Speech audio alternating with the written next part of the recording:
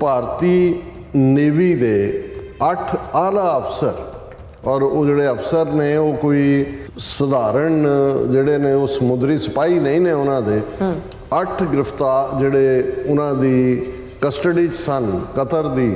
ਪਿਛਲੇ 1 ਸਾਲ ਤੋਂ ਲਗਭਗ ਟਰਾਇਲ ਚੱਲਿਆ। ਅੱਜ ਉਹਨਾਂ 8 ਦੇ 8 ਨੂੰ ਸਜ਼ਾਏ ਮੌਤ ਦਿੱਤੀ ਗਈ ਕਤਰ ਦੇ ਕੋਰਟ ਵੱਲੋਂ। ਇਹ ਆਫੀਸਰ ਜਿਨ੍ਹਾਂ ਨੂੰ ਅੱਜ ਸਜ਼ਾਏ ਮੌਤ ਦਿੱਤੀ ਗਈ ਹੈ ਇਹ ਅਸਲ ਦੇ ਵਿੱਚ ਇਜ਼ਰਾਈਲ ਦੇ ਲਈ ਕੰਮ ਕਰ ਰਹੇ ਸੀ। ਇਜ਼ਰਾਈਲ ਦੀ ਜਿਹੜਾ ਇਹ ਜਿੰਨੀ ਉਸ ਖੁਫੀਆ ਜਾਣਕਾਰੀ ਹੈ ਉਸ ਸਬਮਰੀਨ ਨਾਲ ਜੁੜੀ ਹੋਈ ਜਾਂ ਕਤਾਰ ਦੀ ਨੇਵਲ ਨਾਲ ਉਹ ਇਜ਼ਰਾਈਲ ਨੂੰ ਦੇ ਰਹੇ ਸੀ। ਸਤੰਬਰ 'ਚ ਇਹਨਾਂ ਦੀ ਅਰੈਸਟ ਹੁੰਦੀ ਹੈ ਪਰ ਮਈ 'ਚ ਕੰਪਨੀ ਬੰਦ ਹੋ ਗਈ ਸੀ, ਬੰਦ ਕਰਤੀ ਗਈ ਸੀ। ਸਾਰੇ 75 ਜਿਹੜੇ ਆਫੀਸ਼ੀਅਲ ਨੇ ਇਹਨਾਂ ਦੇ ਉਹਨਾਂ 'ਚੋਂ 8 ਇਹਨਾਂ ਨੂੰ ਰੱਖ ਕੇ ਬਾਕੀ ਜਿਹੜੇ ਨੇ ਉਹ ਦੇਸ਼ ਬਦਲ ਕਰ ਦਿੱਤੇ ਸੀ। ਉਹਨਾਂ ਦੇ ਕੋਲ ਇਲੈਕਟ੍ਰੋਨਿਕ ਸਰਵੇਲੈਂਸ ਵੀ ਸੀ ਔਰ ਉਹਨਾਂ ਨੇ ਬੜੇ ਪੁਖਤਾ ਸਬੂਤਾਂ ਦੇ ਨਾਲ ਇਹਨਾਂ ਨੂੰ ਗ੍ਰਿਫਤਾਰ ਕੀਤਾ। ਕਤਰ ਦਾ ਜਿਹੜਾ ਮੇਨ ਇੰਟੈਲੀਜੈਂਸ ਪ੍ਰੋਗਰਾਮ ਸੀ ਜਿਹਦੇ ਵਿੱਚ ਪਰਚੇਜ਼ਿੰਗ ਹਾਈਲੀ ਐਡਵਾਂਸਡ ਇਟਾਲੀਅਨ ਸਬਮਰੀਨਸ, ਉਹਨਾਂ ਨੇ ਇਹਨਾਂ ਤੇ ਟਰਸਟ ਕੀਤਾ। ਇਹਨਾਂ ਨੇ ਇਕੱਲਾ ਇਹੀ ਨਹੀਂ ਕਿ ਵੀ ਉਹਨਾਂ ਦੇ ਨਾਲ ਗੱਦਾਰੀ ਕੀਤੀ ਪਰ ਫਰਦਰ ਇਜ਼ਰਾਈਲ ਤੱਕ ਜਿਹੜਾ ਉਹ ਸਾਰੀ ਉਹ ਕੰਮ ਹੀ ਉਹਨਾਂ ਦੇ ਲਈ ਕਰਨਾ।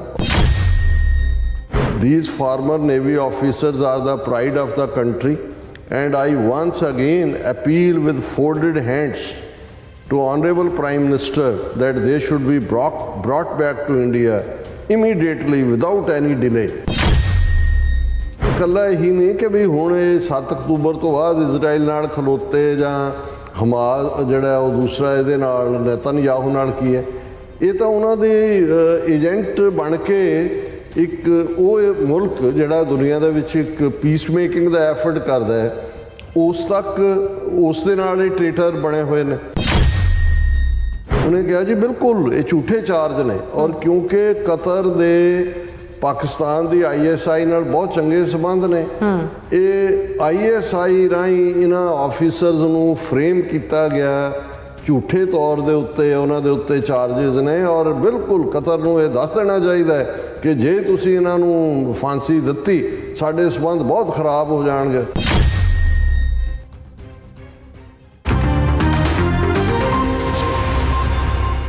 ਵਾਹਿਗੁਰੂ ਜੀ ਕਾ ਖਾਲਸਾ ਵਾਹਿਗੁਰੂ ਜੀ ਕੀ ਫਤਿਹ। ਅਸਲਾਮ ਵਾਲੇਕਮ, ਆਦਾਬ, ਅਰਜ਼ ਮਹਾਂ। ਤੁਹਾਡੀ ਹੋਸਟ ਅਨਿਲ ਮੁਖੋਤਮਾ TV 84 ਦੇ ਸਾਰੇ ਦਰਸ਼ਕਾਂ ਤੇ ਸਰੋਤਿਆਂ ਨੂੰ ਜੀ ਆਇਆਂ ਕਹਿੰਦੀ ਹਾਂ ਪ੍ਰੋਗਰਾਮ ਸੱਚੋ ਸੱਚ ਵਿੱਚ, ਜਿਹੜੇ ਇਸ ਪ੍ਰੋਗਰਾਮ ਨਾਲ ਦੇਸ਼ਾਂ ਵਿਦੇਸ਼ਾਂ ਤੋਂ ਜੁੜ ਚੁੱਕੇ ਨੇ।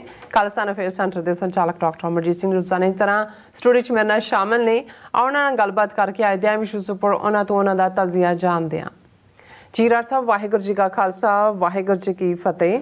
ਹਾਂਜੀ ਨੀਲਮ ਕੌਰ ਜੀ, ਤੁਹਾਨੂੰ ਵੀ ਤੇ ਦੁਨੀਆ ਭਰ 'ਚ ਬੈਠੇ ਸਾਡੇ ਬਹੁਤ ਹੀ ਪਿਆਰੇ ਸੋਹਣੇ ਸਿਆਣੇ TV 84 ਦੇ ਦਰਸ਼ਕਾਂ ਨੂੰ ਵੀ ਵਾਹਿਗੁਰੂ ਜੀ ਕਾ ਖਾਲਸਾ ਵਾਹਿਗੁਰੂ ਜੀ ਕੀ ਫਤਿਹ। ਸਾਡੇ ਬਹੁਤ ਹੀ ਪਿਆਰੇ ਮੁਸਲਮਾਨ ਭੈਣਾਂ ਭਰਾਵਾਂ ਨੂੰ ਅਸਲਾਮ ਅਲੈਕਮ ਤੇ ਗੰਗਾ ਜਮਨੀ ਤਹਿਜ਼ੀਬ ਦੇ ਹਿੰਦੂ ਤਵੀਆਂ ਨੂੰ ਨਮੋ ਨਮੇ। ਜੀ ਡਾਕਟਰ ਸਾਹਿਬ, ਜੀ ਨੂੰ ਪ੍ਰੋਗਰਾਮ ਸੱਚੋ ਸੱਚ ਵਿੱਚ ਬਹੁਤ ਮਿਹਰਬਾਨੀ। ਜੀ ਡਾਕਟਰ ਸਾਹਿਬ, ਅੱਜ 26 ਅਕਤੂਬਰ 2023 12 ਕੱਤਕ ਨਾਨਕਸ਼ਾਹੀ ਸੰਮਤ 555 ਦਾ ਦਿਨ ਹੈ ਤੇ ਡਾਕਟਰ ਸਾਹਿਬ ਪ੍ਰੋਗਰਾਮ ਸ਼ੁਰੂ ਕਰਨ ਤੋਂ ਪਹਿਲਾਂ ਅਸੀਂ ਆਪਣੇ ਦਰਸ਼ਕਾਂ ਤੇ ਸਰੋਤਿਆਂ ਨੂੰ ਹਮੇਸ਼ਾ ਤਰ੍ਹਾਂ ਦੱਸ ਰਹੀ ਵਿਊਅਰਸ, ਜੇ ਤੁਸੀਂ ਹੱਕ ਸੱਚ ਇਨਸਾਫ ਤੇ ਪੈਰਾ ਦਿਨ ਦਾ ਇੱਕੋ ਇੱਕ ਚੈਨਲ TV 84 ਨੂੰ ਦੇਖਣਾ ਚਾਹੁੰਦੇ ਹੋ ਤਾਂ ਤੁਸੀਂ ਦੇਖ ਸਕਦੇ ਸਪੈਕਟਰਮ ਕੇਬਲ, ਆਰਸੀਨ ਕੇਬਲ, ਗਲਫਰਮ ਕੈਨੇਡਾ, roku, ਜਾਦੂ ਬਾਕਸ, ਸ਼ਾਵਾ, ਫੇਸਬੁੱਕ TV 84 ਦੀ ਐਪ ਰਾਹੀਂ online streaming and IP box ਤੇ ਤੁਸੀਂ TV 84 ਨੂੰ ਦੇਖ ਸਕਦੇ ਹੋ। ਵਿਊਅਰਸ, ਜੇ ਤੁਸੀਂ TV 84 ਨਾਲ ਜਾਂ ਪ੍ਰੋਗਰਾਮ ਸੱਚੋ ਸੱਚ ਨਾਲ ਫੇਸਬੁੱਕ ਰਾਹੀਂ ਜੁੜੇ ਤੇ ਉਸ ਤੋਂ ਵੱਧ ਲਾਈਕ ਕਰੋ ਤੇ ਸ਼ੇਅਰ ਕਰੋ ਅਤੇ ਨਾਲ ਹੀ YouTube ਤੇ ਸਬਸਕ੍ਰਾਈਬ ਵੀ ਕਰੋ। ਇਹ ਵੀ ਦੱਸ ਦਈਏ ਕਿ ਤੁਸੀਂ TV 84 ਦੇ ਐਪ ਨੂੰ ਐਂਡਰੋਇਡ ਐਂਡ ਐਪ ਸਟੋਰ ਤੇ ਡਾਊਨਲੋਡ ਕਰਕੇ ਜੋ TV 84 ਦੀ ਲਾਈਵ ਸਟ੍ਰੀਮ ਹੈ ਇਸ ਨੂੰ ਤੁਸੀਂ 24 ਆਵਰਸ ਦੇਖ ਸਕਦੇ ਹੋ। ਸੋ ਵਿਊਅਰਸ, ਪ੍ਰੋਗਰਾਮ ਦੀ ਸ਼ੁਰੂਆਤ ਕਰਾਂਗੇ ਅੱਜ ਦੀ ਸਪਾਂਸਰਸ਼ਿਪ ਦੇ ਵਾਲੇ ਨਾਲ। ਅੱਜ ਦੀ ਪ੍ਰੋਗਰਾਮ ਸੱਚੋ ਸੱਚ ਨੂੰ ਸਪਾਂਸਰ ਕੀਤਾ ਗਿਆ ਹੈ ਟੋਰਾਂਟੋ ਤੋਂ ਸਰਦਾਰ ਦਵਿੰਦਰ ਸਿੰਘ ਜੀ ਹੋਰਾਂ ਵੱਲੋਂ। ਸੋ ਇਹਨਾਂ ਨੇ TV 84 ਦੀ ਵੱਧ ਤੋਂ ਵੱਧ ਮਦਦ ਕਰਨ ਲਈ ਕਿਹਾ ਹੈ ਅਤੇ ਨਾਲ ਹੀ ਉਹਨਾਂ ਨੇ ਡਾਕਟਰ ਸਾਹਿਬ ਦਾ ਖਾਸ ਤੌਰ ਤੇ ਧੰਨਵਾਦ ਕੀਤਾ ਹੈ ਕਿ ਉਹ ਜਿਹੜੀ ਸਿੱਖ ਕੌਮ ਨੂੰ ਜਾਗਰੂਕ ਕਰ ਰਹੇ ਨੇ। ਸੋ ਅੱਜ ਦੀ ਸਪਾਂਸਰਸ਼ਿਪ ਲਈ ਅਸੀਂ ਸਰਦਾਰ ਦਵਿੰਦਰ ਸਿੰਘ ਜੀ ਹੋਰਾਂ ਦਾ ਤਹਿ ਦਿਲ ਤੋਂ ਧੰਨਵਾਦ ਕਰਦੇ ਹਾਂ ਔਰ ਤੁਹਾਨੂੰ ਵੀ ਅਪੀਲ ਤੇ ਬੇਨਤੀ ਕਰਦੇ ਹਾਂ ਕਿ ਤੁਸੀਂ ਪ੍ਰੋਗਰਾਮ ਸੱਚੋ ਸੱਚ ਨੂੰ ਵੱਧ ਤੋਂ ਵੱਧ ਸਪਾਂਸਰ ਕਰੋ। ਸਪਾਂਸਰਸ਼ਿਪ ਲਈ ਤੁਸੀਂ ਕਾਲ ਕਰ ਸਕਦੇ ਸਾਡੇ ਫੋਨ ਨੰਬਰ ਤੇ 5166191984, ਸੇਮ ਨੰਬਰ ਤੇ WhatsApp ਕਰ ਸਕਦੇ ਹੋ। ਤੁਸੀਂ ਈਮੇਲ ਵੀ ਕਰ ਸਕਦੇ ਹੋ info@tv84.tv ਤੇ। ਸੋ ਵਿਊਅਰਸ, ਪਹਿਲੇ ਸੈਗਮੈਂਟ ਵਿੱਚ ਆਪਾਂ ਗੱਲਬਾਤ ਕਰਾਂਗੇ ਭਾਰਤ ਦੇ ਹਵਾਲੇ ਨਾਲ ਕਿ ਭਾਰਤ ਦੇ ਹਿੰਦੂ ਤਵੀ ਹਾਕਮਾਂ ਤੇ 60 ਸਤੀ ਜਿਹੜੀ ਹੈ ਆ ਬੈਠੀ ਹੈ। ਭਾਈ ਹਰਦੀਪ ਸਿੰਘ ਨਿੱਜਰ ਦੇ ਕਤਲ ਤੋਂ ਬਾਅਦ ਭਾਰਤ ਜਿਹੜਾ ਹੈ ਉਹ ਦੁਨੀਆ ਵਿੱਚ ਇੱਕ ਰੋਗ ਸਟੇਟ ਵਜੋਂ ਸਥਾਨ ਪ੍ਰਾਪਤ ਕਰ ਚੁੱਕਿਆ ਹੈ। ਪਰ ਹੁਣ ਕਤਰ ਦੀ ਅਦਾਲਤ ਵੱਲੋਂ ਭਾਰਤ ਦੇ 8 ਸਾਬਕਾ ਨੇਵੀ ਅਫਸਰਾਂ ਨੂੰ ਸਜ਼ਾਏ ਮੌਤ ਸੁਣਾਈ ਗਈ ਹੈ, ਕਿਉਂਕਿ ਉਹ ਕਤਰ ਦੀ ਇੱਕ ਕੰਪਨੀ ਵਿੱਚ ਨੌਕਰੀ ਕਰਦਿਆਂ ਅਸਲ ਵਿੱਚ ਇਜ਼ਰਾਈਲ ਲਈ ਜਾਸੂਸੀ ਕਰਦੇ ਫੜੇ ਗਏ ਨੇ। ਸੋ ਇਸ ਬਾਰੇ ਆਪਾਂ ਵਿਚਾਰ ਚਰਚਾ ਕਰਨ ਜਾ ਰਹੇ ਹਾਂ। ਸੋ ਅਸੀਂ ਚਾਹਾਂਗੇ ਕਿ ਤੁਸੀਂ ਇਸੇ ਤਰ੍ਹਾਂ ਬਣੇ ਰਹਿਣਾ, ਦੇਖਣ ਸੁਣਨ ਲਈ ਤੁਹਾਡਾ ਸਭ ਦਾ ਬਹੁਤ ਬਹੁਤ ਸ਼ੁਕਰੀਆ ਜੀ। ਡਾਕਟਰ ਸਾਹਿਬ ਕੀ ਵਿਚਾਰਾਂ ਨੇ? ਸਭ ਤੋਂ ਪਹਿਲਾਂ ਤਾਂ ਅੱਜ ਦੇ ਪ੍ਰੋਗਰਾਮ ਨੂੰ ਸਪਾਂਸਰ ਕਰਨ ਲਈ ਅਸੀਂ ਵੀਰ ਦਵਿੰਦਰ ਸਿੰਘ ਟੋਰਾਂਟੋ ਨਿਵਾਸੀ ਉਹਨਾਂ ਦਾ ਸ਼ੁਕਰੀਆ ਅਦਾ ਕਰਦੇ ਹਾਂ। ਇਹ ਬਹੁਤ ਹੀ ਪਿਆਰੀ ਜੋੜੀ ਹੈ। ਇਕੱਲਾ ਇਹੀ ਨਹੀਂ ਕਿ TV 84 ਦੇ ਖੈਰ ਖਵਾਹ ਨੇ, ਲੇਕਿਨ ਮੇਜ਼ਬਾਨੀ ਦੇ ਲਈ ਵੀ ਅਸੀਂ ਆਪਣੀ ਪਿਛਲੀ, ਇਸ ਵਾਰ ਨਹੀਂ ਉਸ ਤੋਂ ਪਿਛਲੀ ਟ੍ਰਿਪ ਵੇਲੇ ਇਹਨਾਂ ਦੇ ਗ੍ਰਹਿ ਵਿਖੇ ਵੀ ਗਏ ਔਰ ਜਿੰਨੀ ਸੇਵਾ ਖਿਦਮਤ ਇਹਨਾਂ ਨੇ ਕੀਤੀ ਨਾਈਸ, ਉਹ ਆਪਣੇ ਆਪ ਦੇ ਵਿੱਚ ਉਸ ਦੀ ਸਿਫਤ ਨਹੀਂ ਕੀਤੀ ਜਾ ਸਕਦੀ। ਔਰ ਇਕੱਲਾ ਇਹੀ ਨਹੀਂ, ਹੋਰ ਵੀ ਜਦੋਂ ਵੀ ਟੋਰਾਂਟੋ ਦੇ ਵਿੱਚ ਕੋਈ ਵੀ ਇਸ ਕਿਸਮ ਦੀ ਲੋੜ ਹੁੰਦੀ ਹੈ ਤੇ ਜਿਹਨੂੰ ਇਹ ਕਹਿੰਦੇ ਨੇ ਕਿ ਕਾਲ ਅਵੇ, ਉਹ ਹਮੇਸ਼ਾ ਹਾਜ਼ਰ ਹੁੰਦੇ ਨੇ। ਨਾਈਸ।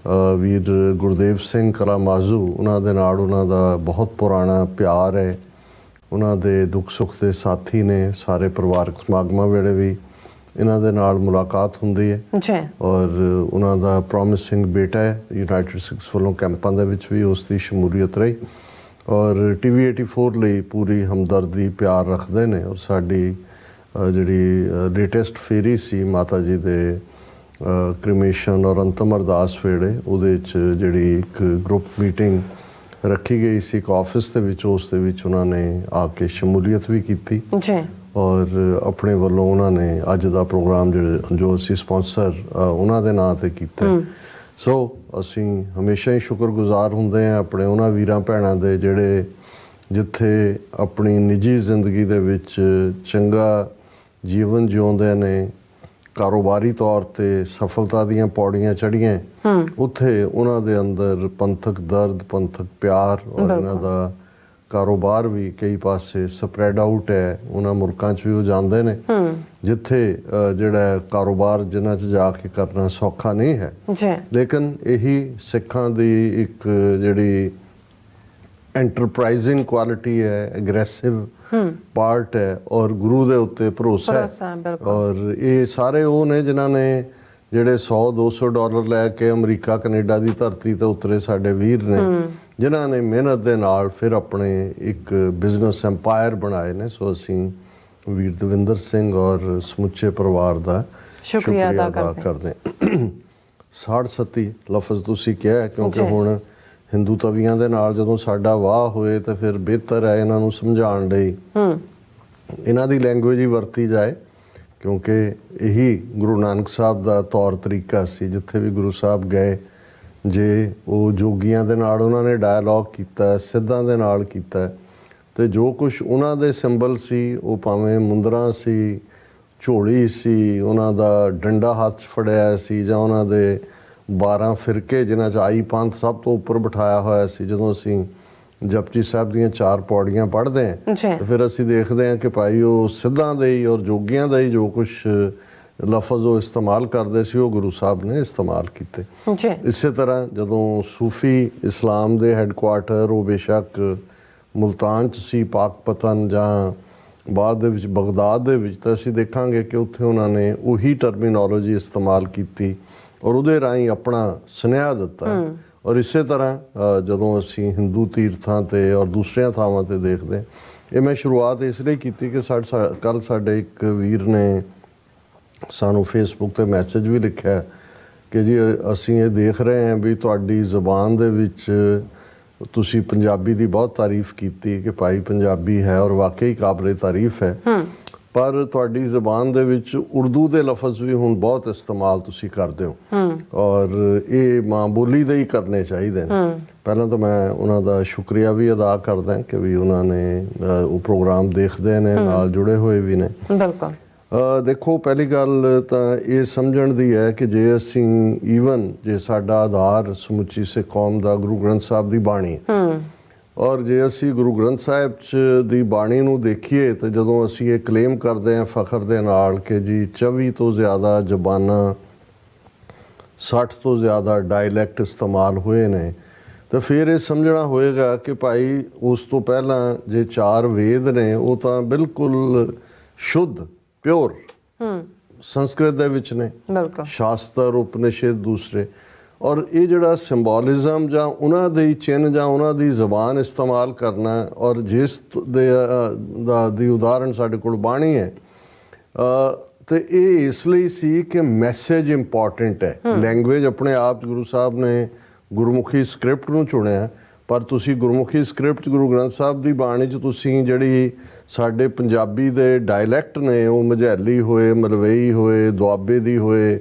ਪੁਆਂਧ ਦੀ ਹੋਏ, ਜਾਂ ਲਹਿੰਦੇ ਪੰਜਾਬ ਦੀ, ਜਾਂ ਮੁਲਤਾਨੀ, ਜਾਂ ਸਰਾਇਕੀ, ਉਹਦੇ ਲਫ਼ਜ਼ ਤੁਹਾਨੂੰ ਉਹਦੇ 'ਚ ਜ਼ਰੂਰ ਮਿਲਣਗੇ, ਲੇਕਿਨ ਉਸ ਦਾ ਮਕਸਦ ਆਪਣਾ ਸੁਨੇਹਾ ਦੇਣਾ ਹੈ। ਸੋ ਸਾਡੇ ਲਈ ਵੀ, ਕਿਉਂਕਿ ਜਦੋਂ ਅਸੀਂ TV 84 ਦੇ ਹਵਾਲੇ ਨਾਲ ਗੱਲ ਕਰਦੇ ਹਾਂ ਕਿ ਇੱਕ ਪਾਸੇ ਜਿੱਥੇ ਸਾਡੇ ਸਾਹਮਣੇ ਆਪਣੀ ਕੌਮ ਹੈ, ਭਾਰਤੀ ਕਬਜ਼ੇ ਵਾਲੇ ਪੰਜਾਬ 'ਚ ਲਗਭਗ 30 ਮਿਲੀਅਨ ਸਿੱਖ ਵਸਦੇ ਨੇ, 30 ਮਿਲੀਅਨ ਵਛੰਦੇ ਨੇ ਸਿੱਖ, ਹਿੰਦੂ, ਮੁਸਲਮਾਨ, ਟੋਟਲ ਪਾਪੂਲੇਸ਼ਨ ਦੁਨੀਆ 'ਚ ਵੀ, ਲੇਕਿਨ ਇਸ ਗੱਲ ਦਾ ਧਿਆਨ ਰਿਹਾ ਕਿ 120 ਮਿਲੀਅਨ ਤੋਂ ਜ਼ਿਆਦਾ ਪਾਕਿਸਤਾਨੀ ਪੰਜਾਬ 'ਚ ਨੇ। ਜਿਵੇਂ ਸਾਡੇ ਪਾਸੇ ਦੀ ਬੋਲੀ ਦੇ ਵਿੱਚ ਤੁਸੀਂ ਜੇ ਉਹਨਾਂ ਦੀਆਂ ਖਬਰਾਂ ਦੇਖੋ, TV ਦੇਖੋ, ਤੇ ਤੁਹਾਨੂੰ ਗੰਗਾ ਜਮਨੀ ਤਹਿਜ਼ੀਬ ਦੇ ਬਹੁਤ ਸਾਰੇ ਲਫ਼ਜ਼ ਨਜ਼ਰ ਆਉਂਦੇ ਨੇ, ਬਹੁਤ ਵਾਰ ਲੱਗਦਾ ਵੀ ਤੁਸੀਂ ਹਿੰਦੀ ਸੁਣ ਰਹੇ ਹੋ। ਇਸੇ ਤਰ੍ਹਾਂ ਪਾਕਿਸਤਾਨੀ ਪੰਜਾਬੀ ਦੇ ਵਿੱਚ ਵੀ, ਹਾਲਾਂ ਉਹਨਾਂ ਦੀ ਜ਼ੁਬਾਨ ਸਾਡੇ ਨਾਲੋਂ ਬਹੁਤ ਠੇਠ ਹੈ, ਪਰ ਫਾਰਸੀ ਦੇ ਔਰ ਦੂਸਰੇ ਲਫ਼ਜ਼ ਜਿਹੜੇ ਨੇ ਉਹ ਬਹੁਤਿਆਤ 'ਚ ਨੇ, ਪਹਿਲਾਂ ਵੀ ਸੀ, ਔਰ ਸਾਰੇ ਰੈਵਨਿਊ ਰਿਕਾਰਡਸ ਤੋਂ ਲੈ ਕੇ ਸਭ ਉਸ ਕਿਸਮ ਦਾ ਹੀ ਸੀ। ਸੋ ਕਿਉਂਕਿ ਸਾਡੇ ਸਾਹਮਣੇ ਜਦੋਂ ਅਸੀਂ ਗੱਲ ਕਰ ਰਹੇ ਹੁੰਦੇ ਹਾਂ, ਮੇਰੀ ਕੋਸ਼ਿਸ਼ ਹੁੰਦੀ ਹੈ ਜੇ ਮੈਂ ਅੰਗਰੇਜ਼ੀ ਲਫ਼ਜ਼ ਇਸਤੇਮਾਲ ਕਰ ਰਿਹਾ ਤਾਂ ਉਹਦੇ ਨਾਲ ਟੁਕਦਾ ਪੰਜਾਬੀ ਲਫ਼ਜ਼ ਜਿਹੜਾ ਸਾਡੇ ਪੰਜਾਬ ਵਾਲੇ ਸੌਖਾ ਸਮਝਦੇ ਨੇ, ਤੇ ਉਹਦੇ ਨਾਲ ਮੇਰੀ ਕੋਸ਼ਿਸ਼ ਹੁੰਦੀ ਹੈ ਕਿ ਜਿਹੜਾ ਲਹਿੰਦੇ ਪੰਜਾਬ 'ਚ ਜਾਂ ਜਿਹੜੇ ਈਵਨ ਉਰਦੂ ਸਪੀਕਿੰਗ ਵੀ, ਹਾਲਾਂ ਕਈਆਂ ਦੇ ਹੋਣਗੇ ਕਿ ਜੀ ਤੁਸੀਂ ਪ੍ਰੋਗਰਾਮ ਐਕਸਕਲੂਸਿਵਲੀ ਇੱਕ ਅੱਧਾ ਉਰਦੂ 'ਚ ਵੀ ਕਰਿਆ ਕਰੋ। ਸੋ ਅਸੀਂ ਆਪਣੀ ਬੋਲੀ ਦੀ ਅਹਿਮੀਅਤ ਨੂੰ ਬਹੁਤ ਚੰਗੀ ਤਰ੍ਹਾਂ ਸਮਝਦੇ ਹਾਂ, ਪਰ ਸਾਡੀ ਬੋਲੀ ਦੀ ਇਹ ਅਮੀਰੀ ਵੀ ਹੈ ਕਿ ਅਸੀਂ ਹਰ ਉਸ ਲਫ਼ਜ਼ ਨੂੰ ਜਿਹੜਾ ਭਾਵੇਂ ਕਿਸੇ ਜ਼ੁਬਾਨ 'ਚੋਂ ਆਇਆ ਉਸ ਦੀ ਅਹਿਮੀਅਤ ਨੂੰ ਸਮਝਦੇ ਹਾਂ, ਔਰ ਗੁਰਬਾਣੀ ਤੋਂ ਵੱਡੀ ਉਹਦੇ 'ਚ ਕੋਈ ਉਦਾਹਰਣ ਨਹੀਂ ਹੈ। ਇਸੇ ਤਰ੍ਹਾਂ ਜੇ ਅਸੀਂ 10ਵੇਂ ਪਾਤਸ਼ਾਹ ਦੀ ਬਾਣੀ ਵੀ ਦੇਖਦੇ ਹਾਂ, ਹੁਣ ਜੇ ਕੋਈ ਉਹਦੇ 'ਚੋਂ ਜਾਪ ਸਾਹਿਬ 'ਚੋਂ ਪਿਓਰ ਫਾਰਸੀ ਲੱਭਣਾ ਚਾਹੇਗਾ ਤੇ ਉਹ ਜ਼ਫਰਨਾਮਾ ਫਾਰਸੀ ਦਾ ਕਲਾਮ ਹੈ, ਲੇਕਿਨ ਉਹ ਵੀ ਉਸ ਵੇਲੇ ਦਾ ਇੱਕ ਡਾਇਲੈਕਟ ਹੈ ਜਿਹੜਾ ਯੂਜ਼ ਹੁੰਦਾ ਸੀ ਇੱਕ ਖਿੱਤੇ ਦੇ ਵਿੱਚ। ਇਸੇ ਤਰ੍ਹਾਂ ਜੇ ਅਸੀਂ ਜਾਪ ਸਾਹਿਬ ਦੇਖਾਂਗੇ ਤੇ ਉਸ ਦੇ ਵਿੱਚ ਫਾਰਸੀ ਲਫ਼ਜ਼ਾਂ ਦੀ ਵੀ ਭਰਮਾਰ ਹੈ। ਜਿਵੇਂ ਅਸੀਂ ਗੱਲ ਕਰਦੇ ਹਾਂ, ਗਨੀਮੁਲ ਸ਼ਕਸਤ ਹੈ, ਗਰੀਬੁਲ ਪਰਸਤ ਹੈ, ਬੁਲੰਦੁਲ ਮਕਾਨ ਹੈ, ਜ਼ਮੀਨੁਲ ਜ਼ਮਾਨ ਹੈ, ਤਮੀਜ਼ੁਲ ਤਮਾਮ ਹੈ, ਰਜ਼ੂਅਲ ਨਿਧਾਨ ਹੈ, ਹਰੀਫੁਲ ਅਜ਼ੀਮ ਹੈ, ਰਜ਼ਾਇਕ ਯਕੀਨ ਹੈ। ਹੁਣ ਇਸ ਦੇ ਨਾਲ ਅਸੀਂ ਦੇਖਾਂਗੇ ਕਿ ਭਾਈ ਜਿਹੜਾ ਜਦੋਂ ਤੁਸੀਂ ਬਹੁਤਾ ਜਾਪ ਸਾਹਿਬ ਦਾ ਹਿੱਸਾ ਦੇਖੋਗੇ ਤੇ ਉਸ ਦੇ ਵਿੱਚ ਤੁਹਾਨੂੰ ਬ੍ਰਜ ਭਾਸ਼ਾ ਵੀ, ਔਰ ਜਿਹੜੀ ਇਸ ਖਿੱਤੇ ਦੀ ਬਿੰਦਰਾਬੰਦ ਦੀ ਲੈਂਗੁਏਜ ਹੈ ਉਸ ਦਾ ਵੀ ਭਰਮਾਰ। ਪੁਰਾਣਾ ਸਾਡਾ ਸਾਰਾ ਸਾਹਿਤ ਹੀ ਭਾਈ ਸੰਤੋਖ ਸਿੰਘ, ਈਵਨ ਪੰਥ ਪ੍ਰਕਾਸ਼, ਦੂਸਰੇ ਉਹ ਬ੍ਰਜ ਭਾਸ਼ਾ 'ਚ ਨੇ। ਅੱਜ ਬ੍ਰਜ ਭਾਸ਼ਾ ਦਾ ਕੋਈ ਇਸਤੇਮਾਲ ਨਹੀਂ ਕਰਦਾ, ਅੱਜ ਬਹੁਤ ਸਾਰੇ ਦੂਸਰੇ ਡਾਇਲੈਕਟ ਨੇ। ਸੋ ਮੈਂ ਸਮਝਦਾ ਵੀ ਇਸ ਨੂੰ ਸਾਡਾ ਕੋਈ ਪਿਓਰ ਇਸ ਕਿਸਮ ਦਾ ਮਕਸਦ ਨਹੀਂ ਹੈ ਵੀ ਅਸੀਂ ਕੋਈ ਜ਼ੁਬਾਨ, ਹੁਣ ਜੇ ਜ਼ੁਬਾਨ ਲਫ਼ਜ਼ ਵੀ ਹੈ ਉਹਦੇ ਲਈ ਮਾਂ ਬੋਲੀ ਵੀ ਹੈ, ਮਦਰ ਟੰਗ ਅੰਗਰੇਜ਼ੀ ਹੈ, ਮਾਂ ਬੋਲੀ ਹੈ, ਮਾਦਰੀ ਜ਼ੁਬਾਨ ਵੀ ਹੈ। ਹੁਣ ਜੇ ਅਸੀਂ ਮਾਂ ਬੋਲੀ ਕਹਿੰਦੇ ਹਾਂ ਤਾਂ ਸਾਨੂੰ ਇਹ ਹੈ ਕਿ ਭਾਈ ਜੇ ਮਾਦਰੀ ਜ਼ੁਬਾਨ ਵੀ ਕਿਹਾ ਜਾਂਦਾ ਇਹਦਾ ਮਤਲਬ ਇਹ ਨਹੀਂ ਹੈ ਕਿ ਅਸੀਂ ਉਰਦੂ ਤੇ ਟੇਕ ਰੱਖਦੇ ਹਾਂ। ਹਾਲਾਂ ਅਸੀਂ ਇਸ ਸਪਿਰਿਟ ਦੀ ਕਦਰ ਕਰਦੇ ਹਾਂ ਜਿਹਦੇ 'ਚ ਕਿ ਅਸੀਂ ਆਪਣੀ ਬੋਲੀ ਦੀ ਜਿਹੜੀ ਹੈ ਸ਼ੁੱਧਤਾ, ਹੁਣ ਸ਼ੁੱਧ ਵੀ ਕਿੱਥੋਂ ਆਇਆ ਕਿੱਥੋਂ ਨਹੀਂ, ਜਾਂ ਠੇਠਪੁਣਾ ਉਹਨੂੰ ਅਸੀਂ ਕਾਇਮ ਰੱਖਣਾ ਚਾਹੁੰਦੇ ਹਾਂ। ਸੋ ਕਿਉਂਕਿ ਮੈਨੂੰ ਲੱਗਾ ਵੀ ਇਹ ਸ਼ਾਇਦ ਉਹਨਾਂ ਨੂੰ ਇਸ ਤਰ੍ਹਾਂ ਲੱਗ ਰਿਹਾ ਹੋਏ ਕਿ ਭਾਈ ਇਹ ਕੋਈ ਤਾਜ਼ਾ ਤਬਦੀਲੀ ਹੈ, ਐਸਾ ਨਹੀਂ ਹੈ। ਸਾਡੀ ਕੋਸ਼ਿਸ਼ ਹੁੰਦੀ ਹੈ ਕਿ ਮੈਸੇਜ ਪਹੁੰਚਣਾ ਚਾਹੀਦਾ, ਸੁਨੇਹਾ ਪਹੁੰਚਣਾ ਚਾਹੀਦਾ, ਔਰ ਉਸ ਦੇ ਲਈ ਜਦੋਂ ਮੈਂ ਕਿਉਂਕਿ ਅਸੀਂ ਵਰਬੇਟਮ ਗੱਲ ਕਰਦੇ ਹਾਂ, ਕੋਈ ਨੋਟਸ ਤਾਂ ਲੈ ਨਹੀਂ ਹੁੰਦੇ, ਕੋਈ ਲਿਖਤੀ ਟਰਾਂਸਕ੍ਰਿਪਟ ਨਹੀਂ ਹੁੰਦੀ, ਇਸ ਲਈ ਮੌਕੇ ਦੇ ਉੱਤੇ ਜਿਹੜਾ ਵੀ ਲਫ਼ਜ਼ ਢੁਕਵਾਂ ਉਹਦੇ ਲਈ ਆਉਂਦਾ ਉਹ ਅਸੀਂ ਇਸਤੇਮਾਲ ਕਰਦੇ ਹਾਂ। ਲੇਕਿਨ ਅਸੀਂ ਇਸ ਦੇ ਨਾਲ ਹਿੰਦੂ ਤਵੀ ਆਈਡੀਓਲੋਜੀ ਵਾਲਿਆਂ ਦੇ ਲਈ ਉਹਨਾਂ ਦੇ ਵੇਦਾਂ ਸ਼ਾਸਤਰਾਂ ਨਾਲ ਵੀ ਜੁੜੇ ਕੋਈ ਲਫ਼ਜ਼ ਕੱਢ ਲੈਂਦੇ। ਹੁਣ ਜੇ ਨਮੋ ਨਮੈ ਅਸੀਂ ਸ਼ੁਰੂ ਕੀਤਾ ਕਿੰਨੀ ਦੇਰ ਤੋਂ, 10 ਸਾਲ ਤੋਂ ਕਈ ਲਿਖਦੇ ਸੀ ਜੀ ਤੁਸੀਂ ਬਾਕੀਆਂ ਨੂੰ ਗ੍ਰੀਟ ਕਰਦੇ ਹੋ, ਆਪਣੇ ਹੀ ਲਿਖਦੇ ਸੀ ਕਿ ਜੀ ਇਹ ਤਾਂ ਅਸੀਂ ਕਿਹਾ ਜੀ ਇਹ ਤਾਂ ਇਕੱਲਾ ਨਮਸਕਾਰ ਨਾਲ ਸਾਰ ਲੈਂਦੇ ਨੇ, ਅਸੀਂ 2 ਵਾਰੀ ਨਮਸਕਾਰ ਕਰ ਦਿੰਦੇ ਕਿਉਂਕਿ ਸੰਸਕ੍ਰਿਤ ਦੇ ਵਿੱਚ ਨਮੋ ਨਮः ਹੀ ਇਸ ਦਾ ਹੈ। ਔਰ ਇਹ ਜੇ ਹਿੰਦੂ ਤੋਂ ਵੀ ਉਹਨਾਂ ਨੇ ਅਲਟੀਮੇਟਲੀ ਆਪਣੀ ਗੰਗਾ ਜਮਨੀ ਤਹਿਜ਼ੀਬ ਦਾ ਮੁਲਕ ਬਣਾਉਣਾ ਹੈ ਤਾਂ ਉਹਨਾਂ ਦੀ ਨੈਸ਼ਨਲ ਲੈਂਗੁਏਜ ਤਾਂ ਸੰਸਕ੍ਰਿਤ ਹੀ ਹੋਏਗੀ। ਸੋ ਅਸੀਂ ਤਾਂ ਉਹਨਾਂ ਦੀ ਠੇਠ ਜ਼ਬਾਨ 'ਚ ਉਹਨਾਂ ਨੂੰ ਜਿਹੜਾ ਹੈ ਉਹ ਸੈਲੂਟੇਸ਼ਨ ਦਿੰਦੇ। ਅੱਛਾ, ਹੁਣ ਸਾੜ ਸਤੀ ਤੋਂ ਗੱਲ ਕਰੀਏ। ਸਾੜ ਸਤੀ ਇਹਨਾਂ ਦੀ ਬਣਾਈ ਹੋਈ ਹੈ ਬ੍ਰਾਹਮਣਾਂ ਦੀ, ਕਿਉਂਕਿ ਜੋਤਿਸ਼ ਵਿਦਿਆ ਨੂੰ ਜੋ ਮਰਜ਼ੀ ਹੈ ਕਿ ਜਿਸ ਮਰਜ਼ੀ ਪਾਸੇ ਜਿਹੜੀ ਮਰਜ਼ੀ ਵਿਦਿਆ ਦੇ ਉੱਤੇ ਲੇਬਲ ਲਾ ਕੇ ਵੇਚਣਾ ਇਹਨਾਂ ਨੂੰ ਆਉਂਦਾ ਹੈ। ਲੇਕਿਨ ਜਦੋਂ ਅਕਸਰ ਇਹ ਕਿਹਾ ਜਾਂਦਾ ਹੈ ਕਿ ਜੀ ਇੱਕ ਤੋਂ ਬਾਅਦ ਇੱਕ ਘਟਨਾ, ਇੱਕ ਤੋਂ ਬਾਅਦ ਇੱਕ ਹੋਏ, ਤੇ ਫਿਰ ਬ੍ਰਾਹਮਣ ਕਹਿੰਦੇ ਸੀ ਬਹੁਤ ਖਤਰਨਾਕ ਸਮਾਂ ਚੱਲ ਰਿਹਾ ਹੈ, ਰਾਹੂ ਕੇਤੂ ਇੱਧਰ ਆ ਕੇ ਬਹਿ ਗਏ ਨੇ, ਦੂਜੇ ਉੱਧਰ ਬੈਠੇ ਨੇ। ਤੇ ਉਸ ਤੋਂ ਵੀ ਅੱਗੇ ਜੇ ਰਾਹੂ ਕੇਤੂ ਵਾਲੇ ਉਪਾਅ ਕਰਨ ਤੋਂ ਬਾਅਦ ਵੀ ਉਹ ਘਟਨਾਕ੍ਰਮ ਉਵੇਂ ਹੀ ਚੱਲ ਰਿਹਾ ਹੋਏ, ਫਿਰ ਕਹਿੰਦੇ ਨੇ ਇਹਦੇ ਤੇ ਸਾੜ ਸਤੀ ਬੈਠੀ ਹੈ। ਹੁਣ ਉਹ ਪਤਾ ਨਹੀਂ ਬੈਠੀ ਨੇ ਉੱਠਣਾ ਕਦੋਂ ਹੁੰਦਾ। ਸੋ ਅਸੀਂ ਇਹ ਦੇਖ ਰਹੇ ਹਾਂ ਕਿ ਵੀ G20 ਤੱਕ ਪਹੁੰਚਦੇ ਹਾਂ, ਜਿਵੇਂ ਹਿੰਦੂ ਤਵੀਆਂ ਨੇ ਆਪਣਾ ਸੌਦਾ ਵੇਚਿਆ ਮੋਦੀ ਨੂੰ। ਜੇ ਉੱਥੇ 300 ਹੋਰਡਿੰਗਸ ਦਿੱਲੀ ਦੇ ਵਿੱਚ ਵੱਡੇ ਬੋਰਡ ਲਾਏ ਗਏ ਤੇ 260 ਦੇ ਉੱਤੇ ਮੋਦੀ ਸੀ, ਔਰ ਇਵੇਂ ਪ੍ਰੈਜ਼ੈਂਟ ਕੀਤਾ ਗਿਆ ਉਸ ਤੋਂ ਪਹਿਲਾਂ। ਔਰ ਇਹਦੇ ਬਾਵਜੂਦ ਕਿ ਬਈ ਜਿਹੜੀ UN ਦੀਆਂ ਰੈਕਗਨਾਈਜ਼ਡ 6 ਲੈਂਗੁਏਜਸ ਨੇ ਉਹਦੇ 'ਚ ਹੀ ਲਿਖਿਆ ਜਾ ਸਕਦਾ। ਉਹਨਾਂ ਨੇ ਸੰਸਕ੍ਰਿਤ ਦੇ ਵਿੱਚ ਕਿ ਵਿਸ਼ਵ ਇੱਕ ਕੁਟੰਬ ਹੈ, ਚੀਨ ਨੇ ਉਹਦੇ 'ਤੇ ਪ੍ਰੋਟੈਸਟ ਵੀ ਕੀਤਾ।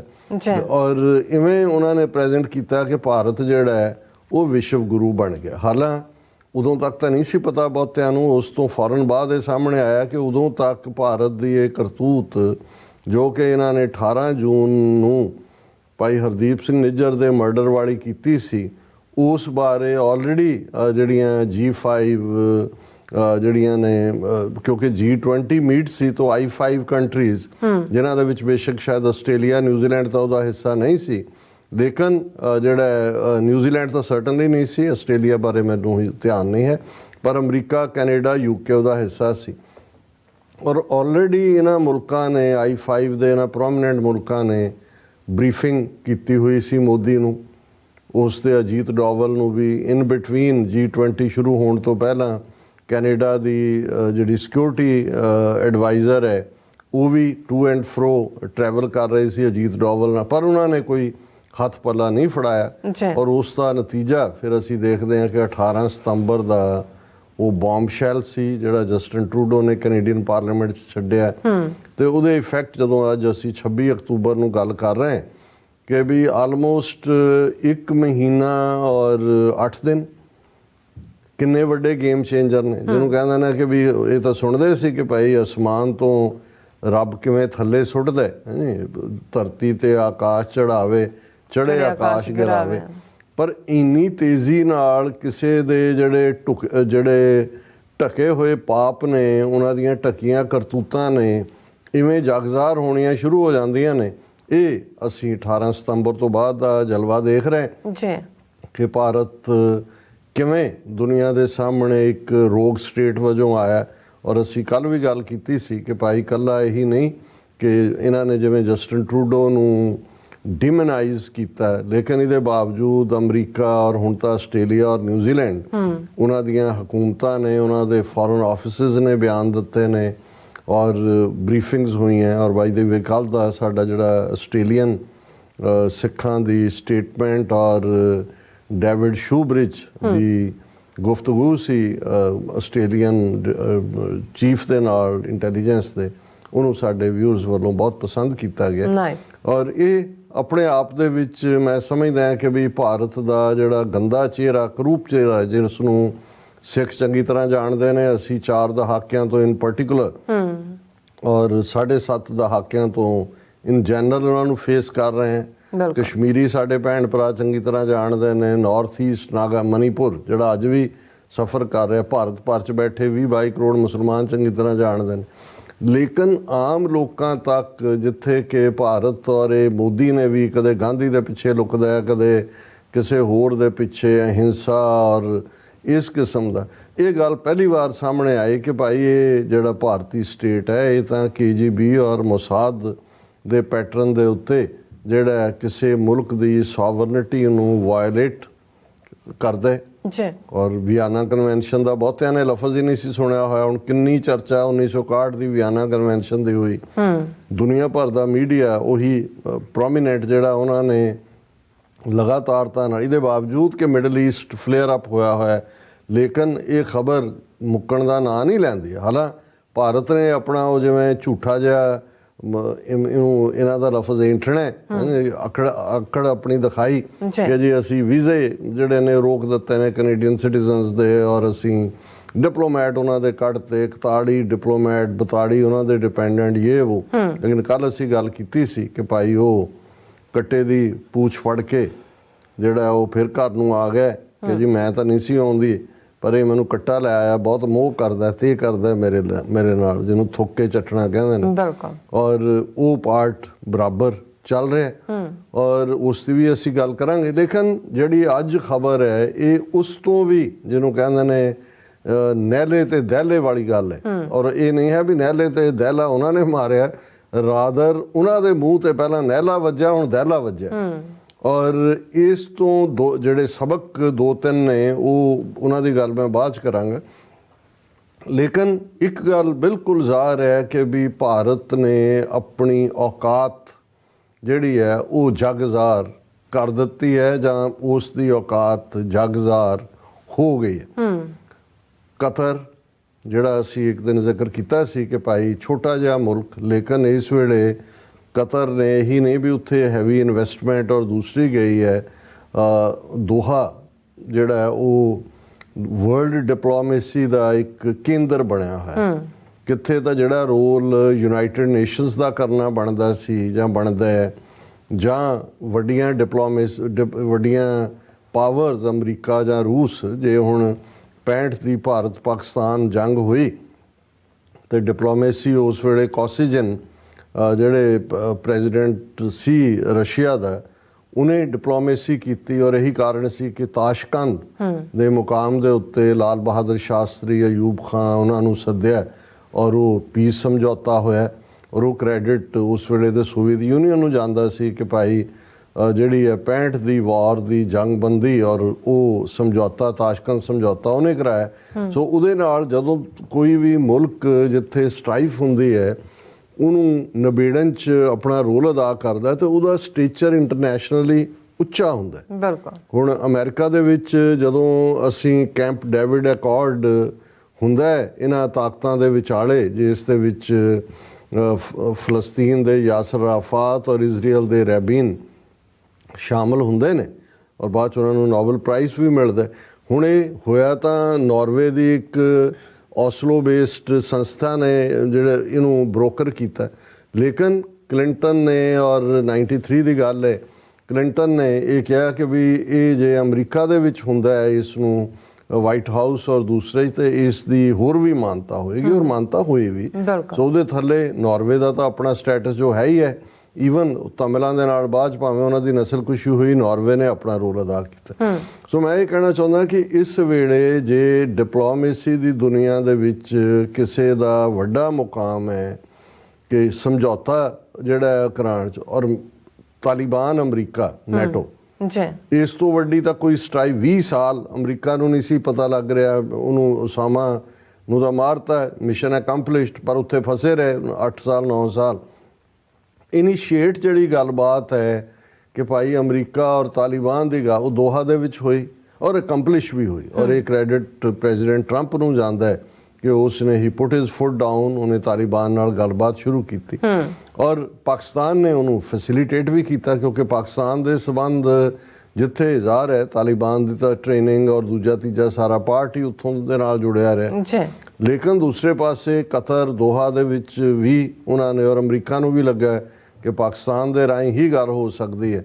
ਸੋ ਇਹ ਸਿਰੇ ਚੜ੍ਹਿਆ ਔਰ ਅਸੀਂ ਪਿਛਲੇ ਪੀਰੀਅਡ 'ਚ ਦੇਖਦੇ ਹਾਂ ਕਿ ਅਮਰੀਕਾ ਦੀ ਫੌਜ, ਨੈਟੋ ਦੀ ਫੌਜ ਵਾਪਸ ਨਿਕਲੀ ਔਰ ਤਾਲਿਬਾਨ ਬੇਸ਼ੱਕ ਜਿਹੜਾ ਉਹ ਬੜੀ ਤੇਜ਼ੀ ਨਾਲ ਉਹਨਾਂ ਨੇ ਕਬਜ਼ਾ ਕੀਤਾ।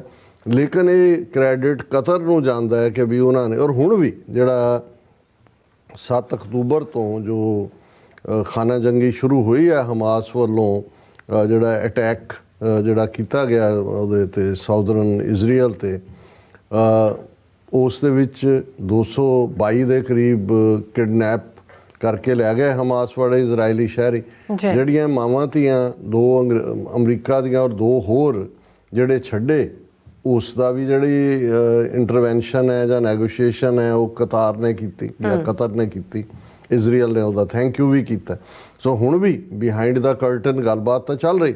ਸੋ ਮਤਲਬ ਕਤਰ ਮੈਜ਼ ਇੱਕ ਐਸਾ ਨਹੀਂ ਹੈ ਕਿ ਵੀ ਜਿਹਦੇ ਨਾਲ ਰਿਲੇਟਡ ਖਬਰ ਨੂੰ ਕੋਈ ਇਗਨੋਰ ਕਰ ਸਕਦਾ ਹੈ ਕਿ ਕਿਸੇ ਅਫਰੀਕਾ ਦੇ ਕਿਸੇ ਖੂੰਜੇ 'ਚ ਕੁਝ ਵਾਪਰਿਆ ਹੈ ਜਾਂ ਸਾਊਥ ਅਮਰੀਕਾ ਦੇ ਕਿਸੇ 'ਚ ਵਾਪਰਿਆ, ਕਿਉਂਕਿ ਇਸ ਵੇਲੇ ਕਤਰ ਦਾ ਰੁਤਬਾ ਜਿੱਥੇ ਹੈਵੀ ਇਨਵੈਸਟਮੈਂਟ, ਔਰ ਇਹ ਇਕੱਲਾ ਹੀ ਨਹੀਂ, ਈਵਨ ਇੰਡੀਆ ਦੇ ਹਵਾਲੇ ਨਾਲ ਕਿੰਨੀਆਂ ਇਨਵੈਸਟਮੈਂਟਸ ਉੱਥੇ ਕਿੰਨੀ ਵਾਰੀ ਮੋਦੀ ਔਰ ਦੂਜੇ ਤੀਜੇ ਜਾਂਦੇ ਰਹੇ ਨੇ।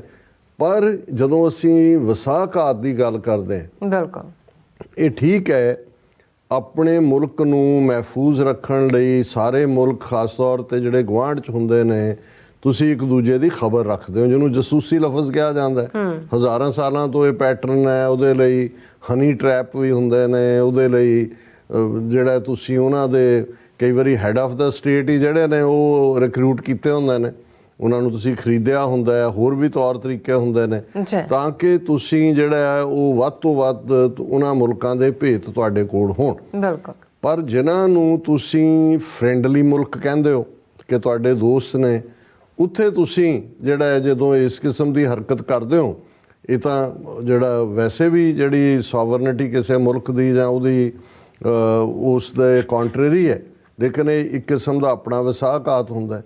ਲੇਕਿਨ ਇਹਨੂੰ ਵੀ ਤੁਸੀਂ ਕਿਤੇ ਨਾ ਕਿਤੇ, ਮੈਂ ਹਮੇਸ਼ਾ ਜਿਹੜੇ ਸਪਾਈਂਗ 'ਚ ਲੋਕ ਹੁੰਦੇ ਨੇ, ਜਸੂਸੀ ਕਰਨ ਵਾਲੇ, ਉਹਨਾਂ ਨੂੰ ਐਡਮਾਇਰ ਵੀ ਕਰਦੇ ਕਿਤੇ ਨਾ ਕਿਤੇ, ਇਸ ਲਈ ਕਿ ਜੇ ਉਹ ਆਪਣੇ ਮੁਲਕ ਲਈ ਕਰਦੇ ਨੇ ਬਿਲਕੁਲ ਤੇ ਘੱਟੋ ਘੱਟ ਕੇ ਉਹਨਾਂ ਨੂੰ ਵੀ ਪਤਾ ਹੁੰਦਾ ਹੈ ਵੀ ਕਿਤੇ ਨਾ ਕਿਤੇ ਫੜੇ ਵੀ ਜਾ ਸਕਦੇ। ਫੜਨ ਦਾ ਮਤਲਬ ਜਿਹੜਾ ਹੈ ਉਹ ਮੌਤ ਹੁੰਦੀ ਹੈ ਬਹੁਤ ਸਾਰੀਆਂ ਥਾਵਾਂ ਤੇ। ਕਈ ਵਾਰੀ ਆਪਣੇ ਆਪਰੇਸ਼ਨ 'ਚ ਮਾਰੇ ਵੀ ਜਾਂਦੇ ਨੇ ਜਦੋਂ ਉਹ ਇਸ ਫੀਲਡ ਨੂੰ ਚੁਣਦੇ ਨੇ। ਬਿਲਕੁਲ। ਲੇਕਿਨ ਉਹਨਾਂ 'ਚ ਇਹ ਤਾਂ ਹੁੰਦਾ ਹੈ ਕਿ ਵੀ ਉਹ ਆਪਣੇ ਮੁਲਕ ਦੇ ਲਈ ਕਰ ਰਹੇ ਨੇ। ਹੁਣ ਦੂਸਰਾ ਪਾਸਾ ਇਹ ਹੈ ਜਿਹੜੀ ਕਹਾਣੀ ਅੱਜ, ਕਿਉਂਕਿ ਆਲਰੇਡੀ ਸਾਰੇ ਪਾਸੇ ਹੈ, ਮੈਂ ਖਬਰ ਦੀ ਬਹੁਤੀ ਡਿਟੇਲ ਤਾਂ ਨਹੀਂ ਜਾਵਾਂਗਾ, ਕਿ ਭਾਰਤੀ ਨੇਵੀ ਦੇ 8 ਆਲਾ ਅਫਸਰ, ਔਰ ਉਹ ਜਿਹੜੇ ਅਫਸਰ ਨੇ ਉਹ ਕੋਈ ਸੇਲਜ਼ਮੈਨ, ਉਹ ਕੀ ਉਹਨਾਂ ਨੂੰ ਕਹਿੰਦੇ ਹੁੰਦੇ ਨੇ, ਜਿਹੜਾ ਉਹ ਨਾਵਕ ਲਫ਼ਜ਼ ਇਸਤੇਮਾਲ ਕਰਦੇ ਨੇ ਕਿ ਵੀ ਉਹ ਸਧਾਰਨ ਜਿਹੜੇ ਨੇ ਉਹ ਸਮੁੰਦਰੀ ਸਿਪਾਹੀ ਨਹੀਂ ਨੇ। ਉਹਨਾਂ ਦੇ 8 ਗ੍ਰਿਫਤਾਰ ਜਿਹੜੇ ਉਹਨਾਂ ਦੀ ਕਸਟਡੀ 'ਚ ਸਨ ਕਤਰ ਦੀ, ਪਿਛਲੇ 1 ਸਾਲ ਤੋਂ ਲਗਭਗ ਟਰਾਇਲ ਚੱਲਿਆ। ਅੱਜ ਉਹਨਾਂ 8 ਦੇ 8 ਨੂੰ ਸਜ਼ਾਏ ਮੌਤ ਦਿੱਤੀ ਗਈ ਕਤਰ ਦੇ ਕੋਰਟ ਵੱਲੋਂ, ਔਰ ਚਾਰਜ ਕਿ ਇਹ 8 ਦੇ 8 ਜਿਸ ਕੰਪਨੀ 'ਚ ਕੰਮ ਕਰਦੇ ਸੀ, ਉਹ ਕੰਪਨੀ ਡਿਫੈਂਸ ਕੰਪਨੀ ਦਾ ਸੀ। ਕਤਰ ਦੀ ਜਿਹੜੀ ਹੈ ਨੇਵੀ, ਉਹਨਾਂ ਨੂੰ ਵੀ ਟ੍ਰੇਨਡ ਕਰ ਰਹੇ ਸੀ। ਤੇ ਨਾਲ ਦੀ ਨਾਲ ਇੱਕ ਵੱਡਾ ਪ੍ਰੋਜੈਕਟ ਜਿਹੜਾ ਕਿ ਕਿਉਂਕਿ ਕਤਰ ਦੇ ਕੋਲ ਇਸ ਵੇਲੇ ਬਹੁਤ ਧਨ ਵੀ ਹੈ, ਔਰ ਉਹ ਇੱਕ ਜਿਹੜਾ ਇਟਾਲੀਅਨ ਟੈਕਨੋਲੋਜੀ ਹਾਸਲ ਕਰਨਾ ਚਾਹੁੰਦੇ ਨੇ, ਕਿਉਂਕਿ ਉਹਨਾਂ ਨੇ ਸਬਮੈਰੀਨ ਪਣਡੁੱਬੀ ਨੂੰ ਕਹਿੰਦੇ ਨੇ, ਪਾਣੀ ਤੋਂ ਪਾਣੀ ਦੇ ਵਿੱਚ ਡੁੱਬੀ ਸਬਮੈਰੀਨਸ ਬਾਰੇ ਹੁੰਦਾ ਹੈ ਕਿ ਉਹ ਬਹੁਤ ਪਾਣੀ ਦੇ ਥੱਲੇ ਹੁੰਦੀ ਹੈ। ਅੱਜ ਕੱਲ੍ਹ ਤਾਂ ਨਿਊਕਲੀਅਰ ਲੇਸਡ ਸਬਮੈਰੀਨਸ ਨੇ, ਔਰ ਇਹ ਵੀ ਇੱਕ ਟੈਕਨੋਲੋਜੀ ਹੈ ਕਿ ਯੂਜੂਅਲੀ ਈਵਨ ਸਬਮੈਰੀਨਸ ਨੂੰ ਵੀ ਰਡਾਰ ਡਿਟੈਕਟ ਕਰ ਲੈਂਦੇ ਨੇ, ਪਰ ਕਈ ਵਾਰ ਜਿਹੜਾ ਉਹ ਰਡਾਰ ਵੀ ਡਿਟੈਕਟ ਨਹੀਂ ਕਰਦੇ। ਜਿਵੇਂ ਸ਼ਾਇਦ 65 ਜਾਂ 71 ਦੀ ਵਾਰ ਵੇਲੇ ਇੱਕ ਪਾਕਿਸਤਾਨ ਦੀ ਸਬਮੈਰੀਨ ਨੇ ਆ ਕੇ ਇੰਡੀਆ ਦੇ ਮੇਨ ਸਟੇਸ਼ਨ ਦੇ ਉੱਤੇ ਕਾਫੀ ਡੈਮੇਜ ਕੀਤਾ ਸੀ, ਕਿਉਂਕਿ ਉਹ ਡਿਟੈਕਟ ਨਹੀਂ ਹੋਈ। ਹੁਣ ਇਹ ਜਿਹੜੀ ਸਬਮੈਰੀਨ ਦੀ ਟੈਕਨੋਲੋਜੀ ਹੈ, ਇਸ ਨਾਲ ਸੰਬੰਧਿਤ ਇੱਕ ਟ੍ਰੇਨਿੰਗ ਦੇਣ ਵਾਲੀ ਕੰਪਨੀ ਜ਼ਹੀਰਾ ਅਲ ਅਲਾਮੀ ਕੰਪਨੀ, ਜਿਹਦੇ 'ਚ 75 ਭਾਰਤੀ ਮੁਲਾਜ਼ਮ ਜਿਹੜੇ ਆਲਮੋਸਟ ਸਾਰੇ ਹੀ ਆਫਿਸਰਸ ਕੰਮ ਕਰਦੇ ਸੀ ਕਿ ਜੀ ਉਹ ਇੱਕ ਪਾਸੇ ਟ੍ਰੇਨਿੰਗ ਦੇ ਰਹੇ ਨੇ ਕਤਰ ਦੀ ਨੇਵੀ ਨੂੰ, ਦੂਸਰੇ ਪਾਸੇ ਇਹ ਜਿਹੜੀ submarine based on high tech technology that could avoid radar, ਜਿਹੜੀ ਰਡਾਰ ਸਕਰੀਨ ਦੇ ਉੱਤੇ ਨਾ ਆਏ, ਉਸ ਦੇ ਉੱਤੇ ਕੰਮ ਕਰ ਰਹੇ ਸੀ। ਉਹਨਾਂ 'ਚੋਂ 8 ਇਹ ਆਫਿਸਰ ਜਿਨ੍ਹਾਂ ਨੂੰ ਅੱਜ ਸਜ਼ਾਏ ਮੌਤ ਦਿੱਤੀ ਗਈ ਹੈ, ਇਹ ਅਸਲ ਦੇ ਵਿੱਚ ਇਜ਼ਰਾਈਲ ਦੇ ਲਈ ਕੰਮ ਕਰ ਰਹੇ ਸੀ। ਇਜ਼ਰਾਈਲ ਦੀ ਜਿਹੜਾ ਇਹ ਜਿੰਨੀ ਉਸ ਖੁਫੀਆ ਜਾਣਕਾਰੀ ਹੈ ਉਸ ਸਬਮੈਰੀਨ ਨਾਲ ਜੁੜੀ ਹੋਈ ਜਾਂ ਕਤਾਰ ਦੀ ਨੇਵਲ ਨਾਲ, ਉਹ ਇਜ਼ਰਾਈਲ ਨੂੰ ਦੇ ਰਹੇ ਸੀ। ਹੁਣ ਪਹਿਲਾਂ ਮੈਂ ਇਹਨਾਂ ਦੇ ਨਾਂ ਲੈ ਦਿਆਂ। ਇਹਨਾਂ ਦੇ ਵਿੱਚ ਇੱਕ ਜਿਹੜਾ ਸਿੱਖ ਲੱਗਦਾ ਹੈ, ਕੈਪਟਨ ਰਿਟਾਇਰਡ ਨਵਤੇਜ ਸਿੰਘ ਗਿੱਲ, ਇਸ ਨੂੰ ਸਭ ਤੋਂ ਉੱਪਰ ਉਹਦਾ ਨਾਂ ਦੇ ਰਹੇ ਨੇ। ਕਮਾਂਡਰ ਰਿਟਾਇਰਡ, ਇਹ ਸਾਰੇ ਹੀ ਰਿਟਾਇਰਡ ਨੇ, ਇਸ ਲਈ ਇਹਨਾਂ ਦੇ ਅਹੁਦੇ ਤੁਸੀਂ ਦੇਖੋ ਵੀ ਇਹ ਕੋਈ ਸਿਪਾਹੀ ਨਹੀਂ ਨੇ। Commander Purnendu Tiwari, captain Navtej Singh Gill, commander Virender Kumar Verma, captain Saurabh Vashisht, commander Sugunakar Pakala, commander Amit Nagpal, commander Sanjeev Gupta ਤੇ ਇੱਕ ਵਿਚਾਰਾ ਨਾਲ ਸੇਲਰ ਵੀ ਫਸਿਆ ਹੋਇਆ। ਹੁਣ ਇਹ ਜਿਹੜੇ 8 ਨੇ, ਇਹਨਾਂ ਦੇ ਉੱਤੇ ਇਹਨਾਂ ਦੀ ਜਿਹੜੀ ਬੈਕਗਰਾਉਂਡ ਹੈ, ਮੈਂ ਇਹਦੀ ਟਾਈਮਲਾਈਨ ਦੱਸਣਾ ਚਾਹੁੰਦਾ ਵੀ ਇਹਨਾਂ ਨੂੰ ਜਿਹੜਾ ਗ੍ਰਿਫਤਾਰ ਹੈ ਉਹ ਪਿਛਲੇ ਸਾਲ ਕੀਤਾ ਗਿਆ ਸੀ ਸਤੰਬਰ 2022 'ਚ ਕਿ ਇਹਨਾਂ ਤੇ ਉਹਨਾਂ ਦੇ ਕੋਲ ਇਲੈਕਟ੍ਰੋਨਿਕ ਸਰਵੇਲੈਂਸ ਵੀ ਸੀ ਔਰ ਉਹਨਾਂ ਨੇ ਬੜੇ ਪੁਖਤਾ ਸਬੂਤਾਂ ਦੇ ਨਾਲ ਇਹਨਾਂ ਨੂੰ ਗ੍ਰਿਫਤਾਰ ਕੀਤਾ। ਕੰਪਨੀ ਤਾਂ ਜਿਹੜੀ ਹੈ ਉਹ ਬੰਦ ਹੋ ਗਈ। 75 ਜਿਹੜੇ ਇਹ 8 ਤਾਂ ਉਹਨਾਂ ਨੇ ਗ੍ਰਿਫਤਾਰ ਕਰਕੇ ਇਹਨਾਂ ਤੇ ਟਰਾਇਲ ਚਲਾਇਆ, ਜਿਹਨਾਂ ਨੂੰ ਸਜ਼ਾਏ ਮੌਤ ਦਿੱਤੀ। ਬਾਕੀ ਸਾਰੇ ਦੇ ਸਾਰੇ ਜਿਹੜੇ ਨੇ ਉਹਨਾਂ ਨੂੰ ਦੇਸ਼ ਨਿਕਾਲਾ ਦੇ ਦਿੱਤਾ ਸੀ। ਔਰ ਇਹ ਜਿਹੜਾ ਮਈ 31 ਨੂੰ 2022 ਪਿਛਲੇ ਸਾਲ 'ਚ, ਕਿਉਂਕਿ ਸਤੰਬਰ 'ਚ ਇਹਨਾਂ ਦੀ ਅਰੈਸਟ ਹੁੰਦੀ ਹੈ ਪਰ ਮਈ 'ਚ ਕੰਪਨੀ ਬੰਦ ਹੋ ਗਈ ਸੀ, ਬੰਦ ਕਰਤੀ ਗਈ ਸੀ। ਸਾਰੇ 75 ਜਿਹੜੇ ਆਫੀਸ਼ੀਅਲ ਨੇ ਇਹਨਾਂ ਦੇ, ਉਹਨਾਂ 'ਚੋਂ 8 ਇਹਨਾਂ ਨੂੰ ਰੱਖ ਕੇ ਬਾਕੀ ਜਿਹੜੇ ਨੇ ਉਹ ਦੇਸ਼ ਬਦਲ ਕਰ ਦਿੱਤੇ ਸੀ। ਔਰ ਇਹਨਾਂ ਦੇ ਉੱਤੇ ਜਦੋਂ ਇਹ ਟਰਾਇਲ ਚੱਲਿਆ ਔਰ ਇਹ ਸਬੂਤ ਸਾਹਮਣੇ ਆਏ ਕਿ ਭਾਈ ਇਹ ਤਾਂ ਇਜ਼ਰਾਈਲ ਦੇ ਲਈ ਜਸੂਸੀ ਦਾ ਕੰਮ ਕਰ ਰਹੇ ਸੀ, ਨਤੀਜੇ ਦੇ ਤੌਰ ਤੇ ਜਿਹੜਾ ਅੱਜ 4 ਚੁਫੇਰੇ ਭੜਥੂ ਪਿਆ ਹੋਇਆ। ਹੁਣ ਇਹ ਕਿਹਦੇ ਕਹਿਣ ਤੇ ਕਰ ਰਹੇ ਸੀ ਉਸ ਦੀ ਡਾਇਰੈਕਟ ਤਾਂ ਅਜੇ, ਕਿਉਂਕਿ ਇੰਡੀਅਨ ਫੋਰਨ ਆਫਿਸ ਨੇ ਵੀ ਕਿਹਾ ਜੀ we are shocked, we are this, ਔਰ ਭਾਰਤ ਦੇ ਵਿੱਚ ਰੌਲਾ ਪਿਆ ਹੋਇਆ ਕਿ ਜੀ ਉਹਨਾਂ ਦੀ ਬਚਾਓ, ਉਹਨਾਂ ਨੂੰ ਫਾਂਸੀ ਤੋਂ ਜਾਂ ਦੂਜੇ ਤੀਜੇ। ਲੇਕਿਨ ਉਹਨਾਂ 'ਚੋਂ ਮਿੱਤੂ ਭਾਰਗਵਾ, ਜਿਹੜੀ ਇੱਕ ਆਫੀਸਰ ਜਿਹੜਾ ਭਾਰਗਵ ਹੈ ਉਸ ਦੀ ਭੈਣ ਹੈ, ਉਹਨੇ ਇਹ ਕਿਹਾ ਕਿ ਵੀ ਉਹਦਾ ਇਹ ਕਹਿਣਾ ਹੈਡ ਰਿਟਨ ਔਨ ਐਕਸ ਯਾਨੀ Twitter, these former navy officers are the pride of the country। in between ਤੁਸੀਂ ਦੇਖ ਸਕਦੇ ਹੋ ਕਿ ਵੀ ਇਹ ਖੇਡ ਕੀ ਚੱਲ ਰਹੀ ਸੀ। these former navy officers are the pride of the country and I once again appeal with folded hands to honorable prime minister that they should be brought back to India immediately without any delay। ਕਿ ਜੀ ਇਹ ਜਿਹੜੇ ਨੇ pride of the country ਨੇ। ਹੁਣ ਇਸ ਲਫ਼ਜ਼ 'ਚੋਂ ਅਸੀਂ ਅੰਦਾਜ਼ਾ ਲਾ ਸਕਦੇ ਹਾਂ ਕਿ ਪਹਿਲੀ ਗੱਲ ਤਾਂ ਇਹ ਸਾਰਾ ਹੀ ਪ੍ਰੋਜੈਕਟ ਔਰ ਇਹ ਸਾਰੀ ਕੰਪਨੀ ਜਿਹੜੀ ਜ਼ਹੀਰਾ ਅਲ ਅਲਾਮੀ ਹੈ, ਜਿਹਦੇ 75 ਨੂੰ ਬਾਹਰ ਕੱਢਿਆ, 8 ਨੂੰ ਗ੍ਰਿਫਤਾਰ ਕਰਕੇ, ਇਹ ਰਾਅ ਦੀ ਆਊਟਫਿਟ ਹੋਏਗੀ, ਰਾਅ ਦੀ, ਕਿਉਂਕਿ ਇਸ ਲੈਵਲ ਦੇ ਆਫੀਸਰ ਜਿਹੜੇ ਨੇ ਉਹ ਰਾਅ। ਹੁਣ ਜੇ ਤਾਂ ਸਿਰਫ ਇਹੀ ਮਹਿਦੂਦ ਹੁੰਦਾ ਕਿ ਜੀ ਉਹ ਕੰਮ ਭਾਰਤ ਦੇ ਲਈ ਇੰਟੈਲੀਜੈਂਸ ਦੇ ਰਹੇ ਨੇ ਜਾਂ ਰਾਅ ਨਾਲ ਸ਼ੇਅਰ ਕਰ ਰਹੇ ਨੇ, ਉਹਨੂੰ ਤੁਸੀਂ ਸਮਝ ਸਕਦੇ ਹੋ। ਇਜ਼ਰਾਈਲ ਦੇ ਲਈ ਇਹਦਾ ਮਤਲਬ ਇਹ ਹੈ ਵੀ ਅੱਜ ਜਦੋਂ ਅਸੀਂ ਇਹ ਗੱਲ ਕਰ ਰਹੇ ਹਾਂ ਵੀ ਕਿਵੇਂ ਮੋਦੀ ਜਾਂਦਾ ਹੈ ਜਾਂ ਉਹ ਪੈਗਾਸਸ ਉਹਨਾਂ ਦਾ ਜਿਹੜਾ ਮਾਲਵੇਅਰ ਹੈ, ਸਪਾਈਵੇਅਰ ਹੈ, ਉਹ ਇੰਡੀਆ ਦੇ ਕੋਲ ਆਉਂਦਾ, ਉਹ ਕਿਵੇਂ ਉਹਨੂੰ ਯੂਜ਼ ਕਰਦੇ ਨੇ ਔਰ ਕਿਸ ਲੈਵਲ ਦੀ ਇਹਨਾਂ ਦੀ ਲਿੰਕੇਜ ਹੈ। ਇਹ ਜਿਹੜੀ ਇੱਕ ਪਾਸੇ ਜਿਹੜੀ ਰੋਗ ਇੰਡੀਆ ਸਟੇਟ ਦੀ ਐਗਰੈਸਿਵ ਡਿਪਲੋਮੇਸੀ ਹੈ, ਜਿਵੇਂ ਐਸ ਜੈ ਸ਼ੰਕਰ ਜਿਵੇਂ ਮੂੰਹ ਦੇ ਉੱਤੇ ਉਸ ਦੇ ਫਨੀਅਰ ਸੱਪ ਆ ਕੇ ਬਹਿ ਗਿਆ ਹੋਏ ਐਵੇਂ ਉਹਦੀ ਸ਼ਕਲ ਹੁੰਦੀ। ਔਰ ਦੂਸਰੇ ਪਾਸੇ ਗਰਾਊਂਡ ਦੇ ਉੱਤੇ ਕਿਲਿੰਗ ਸਪਰੀ ਜੋ ਉਹਨਾਂ ਨੇ ਪਰਮਜੀਤ ਸਿੰਘ ਪੰਜਵੜ ਨਾਲ ਲਾਹੌਰ 'ਚ ਕੀਤਾ, ਅਵਤਾਰ ਸਿੰਘ ਖੰਡੇ ਨਾਲ UK 'ਚ ਕੀਤਾ ਔਰ ਭਾਈ ਹਰਦੀਪ ਸਿੰਘ ਨਿੱਜਰ ਨਾਲ ਸਰੀ 'ਚ ਕੀਤਾ। ਔਰ ਥਰਡਲੀ ਐਗਰੈਸਿਵ ਸਪਾਈਂਗ ਦਾ ਉਹ ਲੈਵਲ ਕਿ ਤੁਸੀਂ ਮੋਸਾਦ ਦੇ ਲਈ, ਇਜ਼ਰਾਈਲ ਦੇ ਲਈ ਤੁਸੀਂ ਜਿਹੜਾ ਉਹ ਮੁਲਕ ਜਿਹਨੂੰ ਤੁਸੀਂ ਫਰੈਂਡਲੀ ਕੰਟਰੀ ਕਹਿ ਰਹੇ ਹੋ, ਜਿਨ੍ਹਾਂ ਨੇ ਔਰ ਤਨਖਾਹਾਂ ਇਹਨਾਂ ਦੀਆਂ ਕਰੋੜਾਂ 'ਚ ਹੋਣਗੀਆਂ ਉਸ ਲੈਵਲ ਦੇ ਉੱਤੇ, ਤੁਸੀਂ ਉਹਨੂੰ ਵੀ ਬਿਟਰੇ ਕਰ ਰਹੇ ਹੋ। ਤੁਸੀਂ ਆਪਣੇ ਜਿਹੜੇ ਆਲਾ ਆਫੀਸਰਸ ਨੇ ਉਹਨਾਂ ਨੂੰ ਇਹਦਾ ਹਾਰਮਸ ਵੇ ਪੁੱਟ ਕਰਦੇ ਹੋ। ਅਸੀਂ ਹਿਊਮਨ ਫੈਕਟਰ ਦੇ ਤੌਰ ਤੇ ਵੀ ਸਿੰਪੈਥਾਈਜ਼ ਕਿ ਉਹਨਾਂ ਦੇ ਪਰਿਵਾਰ, ਟੱਬਰ, ਦੂਜੇ ਤੀਜੇ ਸਾਰੇ ਰਿਟਾਇਰਡ ਨੇ, ਸਾਰੇ 65-70 ਸਾਲ ਦੀ ਉਮਰ ਦੇ ਹੋਣਗੇ, ਪਰ ਕਿਸ ਲੈਵਲ ਦਾ ਰਾਹ ਦਾ ਪ੍ਰੋਜੈਕਟ ਹੋਏਗਾ ਕਿ 75 ਦੇ 75 'ਚ ਕੱਢੇ ਜਾਂਦੇ ਨੇ, 8 ਉਹਨਾਂ 'ਚੋਂ ਟਰਾਈ ਹੋ ਕੇ ਡੈਥ ਸੈਂਟੈਂਸ ਹੁੰਦੀ ਹੈ। ਔਰ ਇਹ ਐਵੇਂ ਨਹੀਂ ਹੈ। ਇਹਨਾਂ ਮੁਲਕਾਂ ਦੇ ਵਿੱਚ ਜਿਹੜਾ ਇਹਨਾਂ ਦਾ ਸਿਸਟਮ ਹੈ, ਬੇਸ਼ੱਕ ਉਸ ਨਾਲ ਅਸੀਂ ਉਹਨੂੰ ਜਮਹੂਰੀਅਤ ਦੇ ਆਪਣੇ ਉਹ ਬਿਨਾਂ ਸਬੂਤਾਂ ਤੋਂ ਗੱਲ ਨਹੀਂ ਹੁੰਦੀ। ਹੁਣ ਇਸ ਮਾਮਲੇ 'ਚ ਔਰ ਟਾਈਮਿੰਗ ਇਹਦੀ, ਹੁਣ ਜਦੋਂ ਮੈਂ ਇਹ ਦੇਖਦਾ ਕਿ ਵੀ ਭਾਰਤ ਜਿਹੜਾ ਜਿਵੇਂ ਜੋ 7 ਅਕਤੂਬਰ ਤੋਂ ਚੱਲ ਰਿਹਾ, ਪਹਿਲਾਂ ਖੁੱਲ੍ਹ ਕੇ ਇਜ਼ਰਾਈਲ ਦੇ ਨਾਲ ਆ ਕੇ ਮੋਦੀ ਖਲੋ ਗਿਆ, ਫਿਰ ਦੌੜਿਆ ਟੂ ਸਟੇਟ ਫਾਰਮੂਲਾ ਇਹ ਉਹ ਕਿ ਜੀ ਅਸੀਂ ਹੁਣ ਏਡ ਵੀ ਭੇਜ ਦਿੱਤੀ ਹੈ, ਗਜ਼ਾ 'ਚ ਪਹੁੰਚ ਗਈ, ਦੂਜਾ ਹੋਇਆ ਉਹਦਾ ਐਕਸਪੋਜ਼ਰ ਇੱਕਦਮ। ਹੁਣ ਇਹ ਲਾਈਕ ਇਹ ਬੌਮਬਸ਼ੈਲ ਆ ਕੇ ਡਿੱਗਿਆ ਕਿ ਵੀ ਇਹ ਤਾਂ ਇਕੱਲਾ ਇਹੀ ਨਹੀਂ ਕਿ ਵੀ ਹੁਣ ਇਹ 7 ਅਕਤੂਬਰ ਤੋਂ ਬਾਅਦ ਇਜ਼ਰਾਈਲ ਨਾਲ ਖਲੋਤੇ ਜਾਂ ਹਮਾਸ ਜਿਹੜਾ ਉਹ ਦੂਸਰਾ ਇਹਦੇ ਨਾਲ ਨੇਤਨਯਾਹੂ ਨਾਲ ਕੀ ਹੈ, ਇਹ ਤਾਂ ਉਹਨਾਂ ਦੇ ਏਜੰਟ ਬਣ ਕੇ ਇੱਕ ਉਹ ਮੁਲਕ ਜਿਹੜਾ ਦੁਨੀਆ ਦੇ ਵਿੱਚ ਇੱਕ ਪੀਸ ਮੇਕਿੰਗ ਦਾ ਐਫਰਟ ਕਰਦਾ ਹੈ ਉਸ ਤੱਕ ਉਸ ਦੇ ਨਾਲ ਇਹ ਟ੍ਰੇਟਰ ਬਣੇ ਹੋਏ ਨੇ। ਸੋ ਇਸ ਸਾਰੇ ਦਾ ਇੰਪੈਕਟ ਕਾਫੀ ਡੀਪ ਹੋਏਗਾ, ਲੌਂਗ ਟਰਮ ਹੋਏਗਾ। ਭਾਰਤ ਐਕਸਪੋਜ਼ ਹੋਇਆ ਔਰ ਇਸ ਲਈ ਕੁਛ ਦਿਨ ਤਾਂ ਜਦੋਂ ਔਰ ਇਹ ਟਰਾਇਲ ਜਦੋਂ ਦਾ ਚੱਲ ਰਿਹਾ ਸੀ, ਇੰਡੀਅਨ ਫੋਰਨ ਆਫਿਸ ਕਹਿ ਰਿਹਾ ਸੀ ਕਿ ਜੀ ਅਸੀਂ ਉਹਨਾਂ ਦੀ ਲੀਗਲ ਪ੍ਰੋਸੈਸ ਨੂੰ ਜਿਹੜਾ ਉਹ ਇਨਫਲੂਐਂਸ ਨਹੀਂ ਕਰਨਾ ਚਾਹੁੰਦੇ, ਲੇਕਿਨ ਜਿਹੜਾ ਹੁਣ ਜਿਹੜਾ ਅਸੀਂ ਕੋਸ਼ਿਸ਼ ਕਰਾਂਗੇ ਇਹ ਉਹ, ਲੇਕਿਨ ਤੁਸੀਂ ਇਹਨਾਂ ਦੀ ਬੇਈਮਾਨੀ ਔਰ ਦੂਜਾ ਲੈਵਲ ਦੇਖੋ। ਇੱਕ ਇਹਨਾਂ ਦਾ ਇੰਡੀਆ ਦਾ ਸਾਬਕਾ ਐਂਬੈਸਡਰ ਜਿਹੜਾ ਇਹਨਾਂ ਮੁਲਕਾਂ 'ਚ ਹੀ ਰਿਹਾ ਮਿਡਲ ਈਸਟ ਦੇ, ਅੱਜ ਉਹਨੂੰ NDTV ਵਾਲਿਆਂ ਨੇ ਲਿਆਂਦਾ ਹੋਇਆ ਸੀ।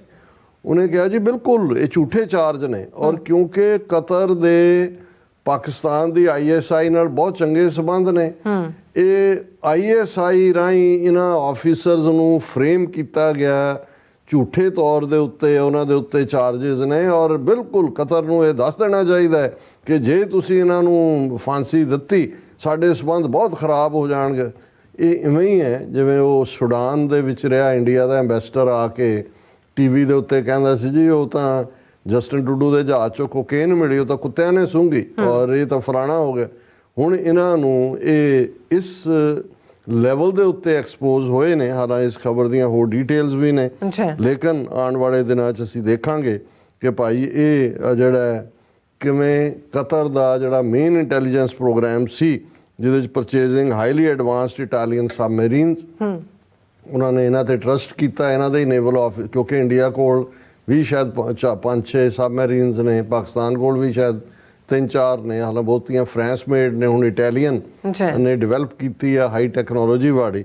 ਸੋ ਇਹਨਾਂ ਨੇ ਇਕੱਲਾ ਇਹੀ ਨਹੀਂ ਕਿ ਵੀ ਉਹਨਾਂ ਦੇ ਨਾਲ ਗਦਾਰੀ ਕੀਤੀ, ਪਰ ਫਰਦਰ ਇਜ਼ਰਾਈਲ ਤੱਕ ਜਿਹੜਾ ਉਹ ਸਾਰੀ ਉਹ ਕੰਮ ਹੀ ਉਹਨਾਂ ਦੇ ਲਈ ਕਰਨਾ। ਔਰ ਇਹ ਜਦੋਂ ਉਹਦੀ ਭੈਣ ਕਹਿ ਰਹੀ ਹੈ ਕਿ ਜੀ ਉਹ ਨੇਸ਼ਨ ਲਈ ਕੀਤਾ ਉਹਨਾਂ ਨੇ, ਸੋ ਇਹ ਅਜੀਤ ਡੋਵਲ ਦਾ ਪ੍ਰੋਜੈਕਟ ਜਿਹੜਾ ਇਸ ਵੇਲੇ ਦੁਨੀਆ ਦੇ ਸਾਹਮਣੇ ਨੰਗਾ ਹੋਇਆ। ਸੋ ਇਹ ਅਸੀਂ ਸਮਝਦੇ ਹਾਂ ਵੀ ਸਾੜ ਸਤੀ ਇਹਨੂੰ ਹੀ ਕਹਿੰਦੇ ਨੇ। ਜੀ ਰਾਸਾ, ਤੁਹਾਡਾ ਬਹੁਤ ਬਹੁਤ ਸ਼ੁਕਰੀਆ। ਸਾਥ ਲੈਣ ਬ੍ਰੇਕ ਤੇ ਜਾਣ ਤੋਂ ਪਹਿਲਾਂ ਅਸੀਂ ਆਪਣੇ ਦਰਸ਼ਕਾਂ ਤੇ ਸਰੋਤਿਆਂ ਨੂੰ ਅਪੀਲ ਤੇ ਬੇਨਤੀ ਕਰ ਦਈਏ, ਵਿਊਅਰਸ, ਜਿਸ ਤਰ੍ਹਾਂ ਤੁਸੀਂ ਜਾਣਦੇ ਹੋ ਕਿ TV 84 ਹੱਕ ਸੱਚ ਇਨਸਾਫ ਦੀ ਆਵਾਜ਼ ਬੁਲੰਦ ਕਰ ਰਿਹਾ ਹੈ। ਇਹ ਆਵਾਜ਼ ਤੁਹਾਡੇ ਪਿਆਰ ਸਦਕਾ, ਤੁਹਾਡੇ ਵਿਸ਼ਵਾਸ ਸਦਕਾ, ਤੁਹਾਡੇ ਡੋਨੇਸ਼ਨ ਸਦਕਾ ਹੀ ਹੋ ਸਕਦਾ ਹੈ। ਸੋ ਅਸੀਂ ਚਾਹਾਂਗੇ ਕਿ ਤੁਸੀਂ TV 84 ਦੀ ਚੜ੍ਹਦੀ ਕਲਾ ਲਈ ਵੱਧ ਤੋਂ ਵੱਧ ਡੋਨੇਟ ਕਰੋ। ਡੋਨੇਟ ਕਰਨ ਲਈ ਸਾਡੀ ਵੈਬਸਾਈਟ tv84.tv ਤੇ ਜਾ ਕੇ ਪੇਪਲ ਦੀ ਵਰਤੋਂ ਕਰਕੇ 1 ਟਾਈਮ ਡੋਨੇਟ ਕਰ ਸਕਦੇ ਹੋ, ਮੰਥਲੀ ਡੋਨੇਟ ਵੀ ਕਰ ਸਕਦੇ ਹੋ। ਤੁਸੀਂ TV 84 ਦੇ ਨਾਮ ਤੇ ਚੈੱਕ ਬਣਾ ਕੇ ਸਾਨੂੰ ਮੇਲ ਵੀ ਕਰ ਸਕਦੇ ਹੋ ਸਾਡੇ ਇਸ ਪਤੇ ਤੇ 36-01 37th Avenue, Long Island City, New York 11101 USA, ਜਾਂ ਫਿਰ ਤੁਸੀਂ ਸਾਨੂੰ ਫੋਨ ਰਾਹੀਂ ਵੀ ਸੰਪਰਕ ਕਰ ਸਕਦੇ ਹੋ 5166191984। ਤੁਸੀਂ ਸਾਨੂੰ ਈਮੇਲ ਵੀ ਕਰ ਸਕਦੇ ਹੋ info@tv84.tv ਤੇ। ਅਸੀਂ ਤੁਹਾਡੇ ਤਹਿ ਦਿਲ ਤੋਂ ਸ਼ੁਕਰਗੁਜ਼ਾਰ ਹੋਵਾਂਗੇ। ਸੋ ਇੱਥੇ ਲੈਣੇ ਬ੍ਰੇਕ। ਵਿਊਅਰਸ, ਤੁਸੀਂ ਸਾਨੂੰ ਇਸੇ ਤਰ੍ਹਾਂ ਹੀ ਬਣੇ ਰਹਿਣਾ। ਮਿਲਦੇ ਹਾਂ ਛੋਟੇ ਜਿਹੇ ਬ੍ਰੇਕ ਤੋਂ ਬਾਅਦ।